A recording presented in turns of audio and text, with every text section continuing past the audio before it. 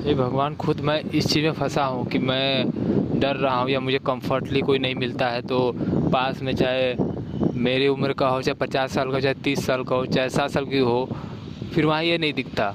ये मैं फेस किया हूँ, पर फिर भी नॉलेज या सत्संग मुझे विवेक थोड़ा उसमें देता है, क्योंकि मैं उस फर्स्ट स्टेज पे होता हूँ। ऐसा नहीं कि मैं उसको देख लिया, वो भी काम अवस्था में चली गई, हम भी नहीं। फर्स्ट स्टेज में सारे विवेक मुझे मेरे साथ रहते हैं और बताते हैं कि ट्राई करते रहो, चाहे 50 साल में चाहे 60 साल में कभी लड़की मिले, क्योंकि कर्म तो सूरज जब आप कर दोगे ना, फिर वो तो कटेगा नहीं। इसीलिए विशेष सावधानी से, चाहे तुम लेट हो रही हो, चाहे मृत्यु चाहे कभी, मतलब सीधा कर्म का यही कॉन्सेप्ट है, शुभ कर्म के या शुभ तरीके से ही सुख को भोगना, नहीं तो फिर जानते ही हो। तो कलयुग तो छुपाया था ज्ञान, कि ज्ञान इनको मत दो, हम इनको देख लेंगे। और सतयुग कहता नहीं, पहले इनको नॉलेज दो, इन्वायरमेंट दो, सपोर्ट करो, फिर ये अच्छा करेंगे। तो ऐसे देखा है, जो गरीब लड़कियां गरीब रहती हैं, या फिर जो उनको बिगड़ी क्या, मतलब उनको फिर नॉलेज नहीं रहता, उनके सामने देखो इम्पल्सिव भावनाएं, एक्सट्रीम फीलिंग सब में रहती है, ऑर्गेनिज्म सब में रहता है। तो हम दया करते हैं जो इनकी अगर शिक्षा नहीं, संस्कार नहीं है, या फिर जिनका इन्वायरमेंट नहीं होता, उनको मतलब प्रॉब्लम तो होती है। अब उनको सपोर्ट करने वाला कोई नहीं रहता, या फिर जिनको अच्छे लड़के छोड़ देते हैं।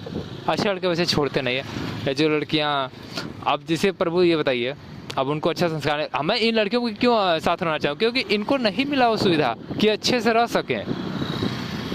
तो इसका एक ही इलाज है, आप ऐसे बंदों को तैयार कीजिए, और वो जाएं, लड़कियों को प्यार दे, अच्छा से रखें, साम दाम दंड भेद कोई भी नीति से उनको अच्छा से रखें। पहले प्यार दें, जैसे से बिगड़ रही हैं, फिर वैसे से वो कर्म करें। ऐसा है, मैं देखा हूँ प्रभु, अगर आप बहुत प्यार भी करोगे ना, तो अधिक से अधिक 5 साल, फिर आप भी उबने लगोगे, वो भी, फिर दोनों सोचेंगे यार क्यों ना रिलेशनशिप में चले, यार अफेयर शुरू करें, तुम भी अपने अफेयर्स, तो फिर दोनों को मन होने लगता है, वो उसको नहीं बताएगा, उसको नहीं बताएगा, लेकिन अफेयर शुरू हो जाता है। तो प्रभु भक्त, ये अच्छे कर्म का सबसे बड़ा दोष जानते हैं, बोरिंग, पर कोई बात नहीं है, यही तपस्या में आ जाता है। अच्छे कर्म करोगे तो सबसे बड़ा चीज़ उसका आता है बोरिंगनेस, तो उसी को दूर करना है, उसी के लिए गुरु शरण में जाना पड़ता है, अच्छी अच्छी कहानियाँ सुननी पड़ती है, लोगों के साथ रहना पड़ता है, सत्संग कीर्तन करना पड़ता है, कि मन रमा रहे हैं। बोरिंग चाहे बुराई में उत्पन्न होने लगे, चाहे अच्छाई में, हम लोग का नेचर है कि हम लोग हमेशा आनंदित रहें, और क्या उसे कहते हैं, एडवेंचरस, थ्रिलिंग। हम लोग हमेशा नया चीज़, मतलब अच्छा चीज़ पसंद है, नवीनीकरण होती रहे उसकी। तो हम लोग को इंटरेस्ट रहता है, तो चाहे बुराई हो चाहे अच्छा ही, देखो अगर इंटरेस्ट उसमें है तभी, तो प्रभु आप इस मेडिसिन का यूज कीजिए, कि अच्छाई में पहले आप तो जानते ही आपको कि अच्छा कर्म करेगा तो सुख तो उससे मिल रहा है, इसलिए आप तो एग्ज़ाम तो बहुत हो जाता होगा, लेकिन हम लोग अभी इस लेवल पे नहीं पहुँचे हैं कि हम लोग एग्ज़ाम दे सकें। अभी हम लोग को पढ़ाइए, अभ्यास कराइए, आनंद दीजिए, अच्छे अच्छे लोगों को भेजिए, कैपेबल बना के भेजिए, फिर तपस्या भी कराइए, सुख भी रहेगा, तपस्या भी रहेगा, 50 साल तक भोग करेंगे सात्विक जीवन जीते हुए, उसके बाद वानप्रस्थ संन्यास। पर भोग और करेंगे, सीखेंगे भी समाज में, पर ऐसा नहीं है कि गरिमा खराब करेंगे, नहीं, अच्छा इंस्पिरेशन जाएगा, मैसेज भी अच्छा, मतलब सबको प्रेरणा अच्छी मिलती रहेगी। अच्छी प्रेरणा का मतलब प्रभु यही है कि अब एक लड़के से प्यार कर रही हो, सीरियस अच्छा लड़का है, और ऐसा होता नहीं प्रभु, लेकिन मैं सोच रहा हूँ जनरली, मतलब आमतौर पर ऐसा नहीं होता है। अगर वो आप प्यार कर रहे हो तो आप प्यार करोगे, ठीक है, अगर आप प्यार कर रहे हो तो आप प्यार करोगे, जब तक आप बोर नहीं होते तब से किसी लड़की से नहीं मिलोगे, इंटरेस्ट बना रहेगा तो अच्छी चीज़ है। ये तो हो गई एक आकर्षण से अच्छी शुरुआती दौर में। फिर प्रभु हम लोग का गेन, जैसे जिम में जाते हैं तो भी दर्द होता है, गेन करना पड़ता है, जिमनास्ट करेंगे तो भी दर्द होगा। अब जिमनास्ट वाले में तो नहीं पूछती हो यार मेरा एक बार पैर नहीं खुला अब मैं छोड़ दूंगी, वहाँ तो अभ्यास भी करोगी, आहार भी लोगी, लाइफ स्टाइल भी करोगी।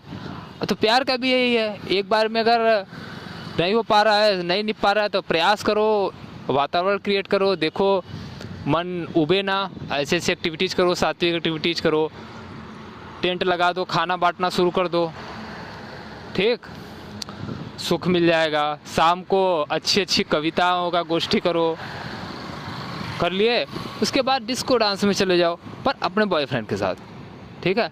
वल्गैरिटी कुछ भी लाओ, पर अपने के साथ।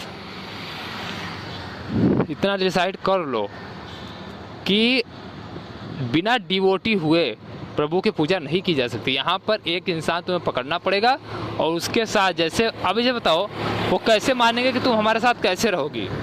भगवान कैसे मानेंगे?